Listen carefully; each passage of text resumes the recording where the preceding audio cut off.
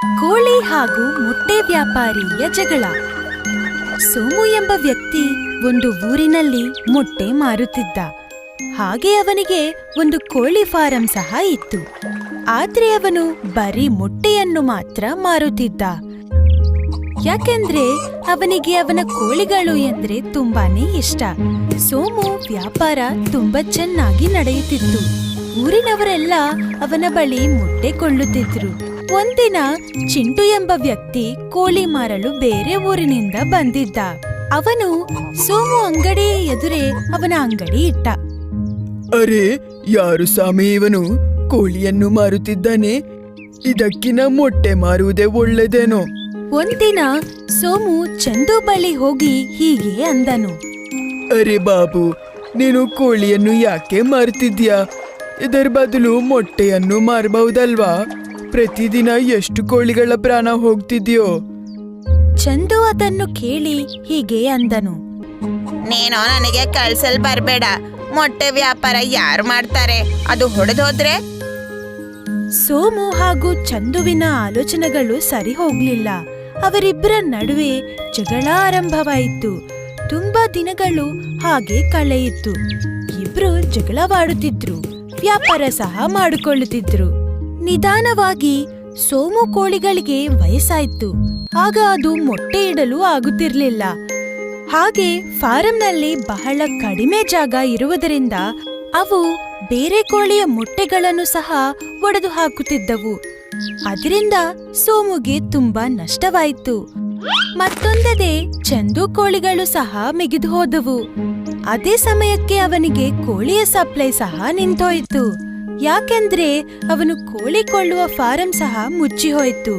ಈ ರೀತಿ ಇಬ್ಬರ ವ್ಯಾಪಾರ ಸಹ ನಿಂತೋಯ್ತು. ಚಂದು ಸೋಮು ಬಳಿ ಹೀಗೆ ಅಂದನು. ಅರೆ ಸೋಮು, ಈ ದಿನಗಳಲ್ಲಿ ನಿನ್ನ ವ್ಯಾಪಾರ ಅಷ್ಟು ಸರಿ ಇಲ್ಲ ಎಂದು ಕಾಣಿಸುತ್ತದೆ. ನಿನ್ನ ವ್ಯಾಪಾರ ಸಹ ಅಷ್ಟು ಚೆನ್ನಾಗಿಲ್ಲವೆಂದು ಕಾಣುತ್ತದೆ. ಇಬ್ರು ಅವರವರ ವ್ಯಾಪಾರದ ಬಗ್ಗೆ ಚರ್ಚಿಸುತ್ತಿರುತ್ತಾರೆ. ಹಾಗೆ ಮಾತನಾಡುತ್ತಾ ಇಬ್ರು ಒಂದು ಉಪಾಯ ಮಾಡಿದ್ರು. ಅರೆ ಚಂದು, ನೀನು ಯಾಕೆ ನನ್ನ ವಯಸ್ಸಾದ ಕೋಳಿಗಳನ್ನು ಕೊಳ್ಳಬಾರದು? ಅದನ್ನು ನೀನು ಮಾರು. ಹೌದು ಹೌದು, ಒಳ್ಳೆ ಕೆಲ್ಸ. ಚಂದು ಸೋಮು ಬಳಿ ವಯಸ್ಸಾದ ಕೋಳಿಗಳನ್ನು ಕೊಳ್ಳುತ್ತಾನೆ. ಅದನ್ನು ಮಾರಿದ್ದರಿಂದ ಅವನಿಗೆ ತುಂಬಾ ಹಣ ಬಂತು. ಇದರಿಂದ ಅವರಿಬ್ಬರ ನಡುವೆ ಒಂದು ಒಳ್ಳೆಯ ವ್ಯಾವಹಾರಿಕ ಸಂಬಂಧ ಬೆಳೆಯಿತು. ಹಾಗೆ ಇಬ್ಬರ ನಡುವೆ ಸ್ನೇಹ ಕೂಡ ಬೆಳೆಯಿತು. ಹಾಗೆ ಇಬ್ರಿಗೂ ಒಳ್ಳೆಯದಾಯ್ತು. ಶ್ರೀರಂಗಪುರಂ ಎಂಬ ಊರಿನಲ್ಲಿ ಮೋಹನ್ ವ್ಯವಸಾಯ ಮಾಡಿಕೊಂಡು ಜೀವನ ಸಾಗಿಸುತ್ತಿದ್ದ. ತುಂಬಾ ಕಷ್ಟಪಡುವ ನಿಜಾಯಿತಿಯ ರೈತ ಮೋಹನ್. ದಿನಾಲೂ ಬೆಳೆಯಿಂದ ರಾತ್ರಿವರೆಗೂ ತುಂಬಾ ಕಷ್ಟಪಟ್ಟು ಸುಸ್ತಾಗಿ ಮನೆಗೆ ಬರುತ್ತಿದ್ದ. ಭವಾನಿ, ನನ್ಗೆ ಒಂಚೂರು ಸರಿಯಿಲ್ಲ. ಬೆಳಗಿನಿಂದ ತುಂಬಾ ಸುಸ್ತಾಗಿ ಇರುವ ಹಾಗಿದೆ. ನಡಿ ಬಬ್ಲು, ಅಪ್ಪನ್ನ ಡಾಕ್ಟರ್ ಬಳಿ ಕರೆದುಕೊಂಡು ಹೋಗೋಣ. ಹಾಗೆ ಹೇಳಿ ಭವಾನಿ ಮೋಹನನ್ನು ಹಾಸ್ಪಿಟಲ್ಗೆ ಕರೆದುಕೊಂಡು ಹೋದಳು. ಡಾಕ್ಟರ್ ಮೋಹನನ್ನು ಪರೀಕ್ಷಿಸಿದ್ದ. ನಂತರ ಹೀಗೆ ಹೇಳುತ್ತಾರೆ. ಮೋಹನ್ಗೆ ಕೆಲವು ತಿಂಗಳುಗಳ ಕಾಲ ವಿಶ್ರಾಂತಿ ಬೇಕು. ಇಲ್ಲವದಲ್ಲಿ ಮೋಹನ್ ಪ್ರಾಣಕ್ಕೆ ಅಪಾಯ. ಮೋಹನ್ ಪರಿಸ್ಥಿತಿಯನ್ನು ತಿಳಿದುಕೊಂಡು ಭವಾನಿ ಹೊಲದ ಕೆಲಸ ಮಾಡಲು ಆರಂಭಿಸಿದ್ದಳು. ಅವನ ಮಗ ಬಬ್ಲು ತುಂಬಾ ಚತುರ. ಇಲ್ಲಿ ಕೇಳಿ, ಬೇಸಿಗೆ ಕಾಲದಲ್ಲಿ ಕರೆಂಟ್ಗೆ ಭಾರ ಇದ್ರಿಂದ ಮೋಟಾರ್ ನಡೆಯುವುದಿಲ್ಲ. ಆಗ ನಾವು ಬೆಳೆ ಹೇಗೆ ಬೆಳೆಯುತ್ತೇವೆ? ನನಗೆ ತುಂಬಾ ಭಯ ಆಗುತ್ತಿದೆ. ಕರೆಂಟ್ ಹೋಗುವುದರಿಂದ ಊರಿನ ಜನ ಎಲ್ಲ ತುಂಬಾ ಸಮಸ್ಯೆ ಎದುರಿಸಿದ್ರು. ಇದರಿಂದ ರೈತರು ತುಂಬಾ ವಿಚಾರಿಸಲು ಆರಂಭಿಸುತ್ತಾರೆ. ಬಬ್ಲು ಅವನ ಬುದ್ಧಿವಂತಿಕೆಯನ್ನು ಉಪಯೋಗಿಸಿ ಇದಕ್ಕೆ ಒಂದು ಐಡಿಯಾ ಮಾಡುತ್ತಾನೆ.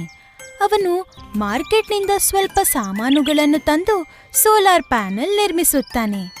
ಅಮ್ಮ ನೋಡು, ನಾನು ಹೊಲದಲ್ಲಿ ಮೋಟಾರ್ ಕೆಲಸ ಮಾಡಲೆಂದು ಈ ಸೋಲಾರ್ ಪ್ಯಾನೆಲ್ ನಿರ್ಮಿಸಿದ್ದೇನೆ. ಇದರಿಂದ ನಮ್ಮ ಹೊಲದಲ್ಲಿ ಮೋಟಾರ್ ಕರೆಂಟ್ ಇಲ್ಲದೇನೆ ನಡೆಯುತ್ತದೆ. ಹಾಗೆ ಹೇಳುತ್ತಾ ಬಬ್ಲು ಅವನ ಹೊಲದಲ್ಲಿ ಒಂದು ಸೋಲಾರ್ ಪ್ಯಾನೆಲ್ ಇಟ್ಟನು. ಆಗ ಮೋಟಾರ್ ನಡೆಯಲು ಆರಂಭಿಸಿತ್ತು. ಅದರಿಂದ ತುಂಬಾ ನೀರು ಹೊಲಕ್ಕೆ ಬಂತು. ಅದನ್ನು ನೋಡಿ ಭವಾನಿ ತುಂಬಾ ಖುಷಿಪಟ್ಟಳು. ನೀನು ನೋಡಿದ್ರೆ ತುಂಬಾ ಖುಷಿ ಆಗುತ್ತದೆ. ಇಷ್ಟು ಚಿಕ್ಕ ವಯಸ್ಸಲ್ಲಿ ಎಷ್ಟು ದೊಡ್ಡ ಕೆಲಸ ಮಾಡಿದ್ಯಾ, ವಾ ಮಗನೇ ವಾ. ಅದನ್ನು ಕಂಡು ಎಲ್ಲ ರೈತರು ಬಬ್ಲುಗೆ ಹಣ ಕೊಟ್ಟು ಅವರವರ ಹೊಲದಲ್ಲಿ ಸೋಲಾರ್ ಪ್ಯಾನೆಲ್ ಅನ್ನು ಇಟ್ಟಿಸಿಕೊಂಡರು. ಎಲ್ಲರೂ ಖುಷಿಯಿಂದ ವ್ಯವಸಾಯ ಮಾಡುತ್ತಿದ್ದರು. ಅಮ್ಮ, ಈ ಹಣದಿಂದ ನಾವು ಅಪ್ಪನಿಗೆ ಚಿಕಿತ್ಸೆ ಒಂದು ದೊಡ್ಡ ಆಸ್ಪತ್ರೆಯಲ್ಲಿ ಮಾಡಿಸೋಣ.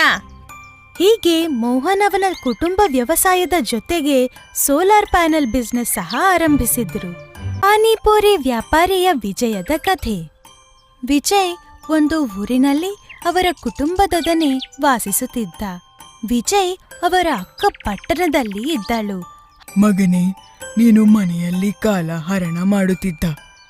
ಏನಾದ್ರೂ ಕೆಲಸ ಕಲಿಯಬಹುದಲ್ಲ? ಅಪ್ಪ, ನನ್ನನ್ನು ಊರಿನಲ್ಲಿ ಏನೋ ಮಾಡಲು ಹೇಳುತ್ತೀರಾ? ಹೊಲದ ಕೆಲಸ ನೀವು ನೋಡ್ಕೊಳ್ತಿದ್ದೀರಾ. ನಾನು ಪಟ್ಟಣದಲ್ಲಿರುವ ಅಕ್ಕನ ಬಳಿ ಹೋಗೋಣ ಎಂದು ಅಂದುಕೊಳ್ಳುತ್ತಿದ್ದೇನೆ. ಸರಿ ಮಗನೇ, ಆದ್ರೆ ಒಂದು ಮಾತು ನೆನಪಿನಲ್ಲಿಟ್ಟುಕೋ. ನಿಮ್ಮ ಅಕ್ಕನ ಮನೆಯಲ್ಲಿ ಹೆಚ್ಚು ದಿನ ಅತಿಥಿಯಾಗಿ ಇರಬಾರ್ದು. ಬೇಗ ಏನಾದ್ರೂ ಕೆಲಸ ನೋಡ್ಕೋ. ಹಾಗೇ ಆಗ್ಲಿ ಅಪ್ಪ. ನಾನು ನಿಮ್ಮ ಮಾತು ಯಾವಾಗ್ಲೂ ನೆನಪಿನಲ್ಲಿ ಇಟ್ಟುಕೊಳ್ಳುತ್ತೇನೆ. 2 ದಿನದಲ್ಲಿ ವಿಜಯ್ ತಂದೆ ತಾಯಿಯ ಆಶೀರ್ವಾದ ತೆಗೆದುಕೊಂಡು ಪಟ್ಟಣಕ್ಕೆ ಹೊರಟನು. ಅರೆ ವಿಜಯ್, ಹೇಗಿದ್ಯಾ? ಹೀಗೆ ಬಂದಿರುವೆ? ಏನು, ಮನೆಯಲ್ಲಿ ಎಲ್ಲರೂ ಹೇಗಿದ್ದಾರೆ? ಹೌದಕ್ಕ, ಮನೆಯಲ್ಲಿ ಎಲ್ಲರೂ ಚೆನ್ನಾಗಿ ಇದ್ದಾರೆ. ಹೌದಾ, ಸರಿ. ನಾನು ಇವತ್ತೇ ನಿಮ್ಮ ಭಾವನ ಜೊತೆ ಮಾತನಾಡುತ್ತೇನೆ. ನಿನ್ನ ಎಲ್ಲಾದ್ರೂ ಕೆಲಸದಲ್ಲಿ ಇಡಲು ಹೇಳುತ್ತೇನೆ. ವಿಜಯ್ ಭಾವ ಅವರು ಅವನನ್ನು ಅವರೊಂದಿಗೆ ಕೆಲಸದಲ್ಲಿ ಇಟ್ಟುಕೊಂಡರು.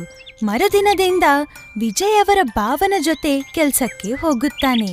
ವಿಜಯ್ ಅವನ ಕೆಲಸ ಶ್ರದ್ಧದಿಂದ ನಿಜಾಯಿತಿಯಿಂದ ಮಾಡುತ್ತಾನೆ. ವಿಜಯ್, ನಿನಗೆ ಈ ಕೆಲಸ ಇಷ್ಟ ಇಲ್ವಾ? ಇಲ್ಲ ಬಾವ, ಹಾಗೇನೂ ಇಲ್ಲ. ನಾನು ನನ್ನ ಸ್ವಂತವಾಗಿ ಏನಾದ್ರೂ ಕೆಲಸ ಮಾಡಬೇಕೆಂದು ಯೋಚಿಸುತ್ತಿದ್ದೇನೆ. ಸರಿ ಸರಿ, ಹಾಗೆ ಯೋಚಿಸು. ನಿನಗೆ ಏನಾದ್ರೂ ಉಪಾಯ ಹೊಲದ್ರೆ ನನಗೆ ಹೇಳು. ಒಂದಿನ ವಿಜಯ್ ಮಾರ್ಕೆಟ್ನಲ್ಲಿ ಹೋಗುತ್ತಿದ್ದಾಗ ಆದ್ರೆ ಒಂದು ಪಾನಿಪುರಿ ಬಂಡಿ ಮಾತ್ರ ಕಾಣಲಿಲ್ಲ. ಅದನ್ನು ನೋಡಿ ವಿಜಯ್ ಅವರ ಭಾವನಿಗೆ ಹೀಗೆ ಹೇಳುತ್ತಾನೆ. ಬಾವ, ನಾನು ಒಂದು ಪಾನಿಪುರಿ ಬಂಡಿ ಇಡೋಣ ಎಂದು ಕೊಳ್ಳುತ್ತಿದ್ದೇನೆ. ಸರಿ ವಿಜಯ್, ಐಡಿಯಾ ಏನು ಚೆನ್ನಾಗಿದೆ. ಆದ್ರೆ ಮಾಡುವುದು ಯಾರು? ಬಾವ, ನನಗೆ ಪಾನಿಪುರಿ ಮಾಡುವುದು ಬರುತ್ತದೆ. ವಿಜಯ್ ಅವನ ಅಕ್ಕ ಭಾವನ ಸಹಾಯದಿಂದ 2 ದಿನದಲ್ಲಿ ಮಾರ್ಕೆಟ್ನಲ್ಲಿ ಒಂದು ಪಾನಿಪುರಿ ಅಂಗಡಿ ಇಡುತ್ತಾನೆ. ಅವನು ಮಾಡಿದ್ದ ಪಾನಿಪುರಿ ಎಲ್ಲರಿಗೂ ಚೆನ್ನಾಗಿ ಇಷ್ಟವಾಗುತ್ತದೆ. ಅಣ್ಣ, ನನಗೆ ಒಂದು ಪ್ಲೇಟ್ ಪಾನಿಪುರಿ ಕೊಡಿ. ಎಷ್ಟು ಶುಚಿಯಾಗಿದೆಯೋ ಅಂಗಡಿ. ಹೌದು, ಅದಕ್ಕೆ ಅಲ್ವಾ ಇಲ್ಲಿಗೆ ಕರೆದು ತಂದಿದ್ದೇನೆ. ಚೆನ್ನಾಗಿದೆ ಅಣ್ಣ, ತುಂಬಾ ಮಜಾ ಬಂತು ಪಾನಿಪುರಿ ತಿಂದು. ಧನ್ಯವಾದಗಳು ಮೇಡಮ್. ನಾನು ಯಾವಾಗಲೂ ರುಚಿಕರವಾದ ಹಾಗೂ ಆರೋಗ್ಯಕರ ಪಾನಿಪುರಿ ಕೊಡಬೇಕೆಂದು ಭಾವಿಸುತ್ತೇನೆ. ಹಾಗೆ ವಿಜಯ್ ಅವನ ಕಷ್ಟ ಹಾಗೂ ನಿಜಾಯಿತಿಯಿಂದ ಪಾನಿಪುರಿ ಮಾರುತ್ತಾನೆ. ಬುದ್ಧಿವಂತ ಜೆಸಿಬಿ ಡ್ರೈವರ್. ಛೋಟು ಎಂಬ ಹುಡುಗ ಹೆಸರಿತಕ್ಕಂತೆ ಒಬ್ಬ ಚಿಕ್ಕ ಹುಡುಗ. ಅವನ ಬಳಿ ಒಂದು ಜೆಸಿಬಿ ಮಷೀನ್ ಇದೆ. ಅದರಿಂದಲೇ ಅವನ ಮನೆ ನಡೆಯುತ್ತಿತ್ತು. ಎಲ್ಲವೂ ಚೆನ್ನಾಗಿ ಸಾಗುತ್ತಿತ್ತು. ಆದ್ರೆ ಚೋಟುಗೆ ಒಂದು ಕೆಟ್ಟ ಅಭ್ಯಾಸ ಇತ್ತು. ಅವನು ಕಣ್ಣು ತೆರೆದು ಮಲಗುತ್ತಿದ್ದ. ಚೋಟು, ಇಂದಿನಿಂದ ನನ್ನ ಹಳೆಯ ಮನೆ ಹತ್ರ ಬೆಳಗ್ಗೆ ರಾತ್ರಿ ಕೆಲಸ ನಡೆಯುತ್ತದೆ. ಅಲ್ಲಿಗೆ ನಿನ್ನ ಜೆಸಿಬಿ ತೆಗೆದುಕೊಂಡು ಹೋಗು. ಅಲ್ಲೇ ಉಳಿದಿಕೋ. ಹಾಗೆ ಆಗ್ಲಿ ಸೇಟ್ ಅವರೇ. ಚೋಟು ಸೇಟ್ನ ಹಳೆಯ ಮನೆ ಬಳಿ ಹೋಗಿ ಇದ್ದಾನು. ಒಂದಿನ ಕೆಲಸ ಎಲ್ಲ ಮುಗಿದ ಮೇಲೆ ಜೆಸಿಬಿಯಲ್ಲೇ ಮಲಗಿದ್ದ. ಆಗ್ಲೇ ಕಳ್ಳರು ಮನೆ ಬಳಿ ಇರುವ ಸಿಮೆಂಟ್ ಮೂಟೆಗಳನ್ನು ಕಳ್ಳಾಟನ ಮಾಡಿ ಸೈಕಲ್ ಮೇಲೆ ಇಟ್ಟರು. ಆಗ್ಲೇ ಒಬ್ಬ ಕಳ್ಳ ಜೆಸಿಬಿಯಲ್ಲಿ ಇರುವ ಚೋಟುವನ್ನು ನೋಡುತ್ತಾನೆ. ಅರೆ ಅಣ್ಣ, ನಾವು ಸಿಕ್ಕಾಕಿಕೊಳ್ಳುತ್ತೇವೆ. ಓಡು, ಜೆಸಿಬಿಯಲ್ಲಿ ನಮ್ಮ ಮೇಲೆ ಬರುತ್ತಾನೆ. ಹಾಗೆ ಅವರು ಅಲ್ಲಿಂದ ಹೊರಟೋದರು. ಎಲ್ಲವನ್ನೂ ಅಲ್ಲೇ ಬಿಟ್ಟೆನು. ಕಳ್ಳಾಟನ ಮಾಡದೆ ಹೊರಟರು ಅವರು ಓದುವುದನ್ನು ಕಂಡು ಸೇಟು ಹೀಗೆ ಅಂದುಕೊಂಡನು. ಹೋಗಿ ನೋಡ್ಬೇಕು, ಇವರು ನನ್ನ ಮನೆಯಿಂದ ಏನು ಕಳ್ಳಾಟನ ಮಾಡ್ಲಿಲ್ಲಲ್ವಾ? ಸೇಟ್ ಕಣ್ಣು ತೆರೆದಿರುವುದನ್ನು ಕಂಡು ಹೀಗೆ ಅಂದುಕೊಂಡನು. ಚೋಟು ಇನ್ನು ಎದ್ದೇ ಇದ್ದಾನ? ಎಷ್ಟು ಕಷ್ಟ ಪಡ್ತಿದ್ದನು. ಚೋಟು ಏನು ಕಳ್ಳಾಟನವಾಗ್ಲೂ ಬಿಡ್ಲಿಲ್ಲ. ಇವನಿಗೆ ಉಡುಗೊರೆ ಏನಾದ್ರೂ ಕೊಡ್ಬೇಕು. ಮರುದಿನ ಸೇಠ್ ಅಂದಿನಿಂದ ಚೋಟುಗೆ ಹಣ ಕೊಟ್ಟನು. ಆದ್ರೆ ಪಾಪ ಚೋಟುಗೆ ಅರ್ಥವಾಗ್ಲಿಲ್ಲ ಸೇಠ್ ಅವರು ಹಣ ಯಾಕೆ ಕೊಟ್ರು ಎಂದು. ಸೇಠವರೇ, ಇಷ್ಟಕ್ಕೂ ವಿಷಯ ಏನು? ನನ್ ಮೇಲೆ ಇಷ್ಟು ವಿರಾಳ ಯಾಕೆ, ಕನಿಕರ ಯಾಕೆ ತೋರ್ತಿದ್ದೀರಾ? ನಾನು ಏನ್ ಮಾಡ್ಲಿಲ್ಲಲ್ವಾ?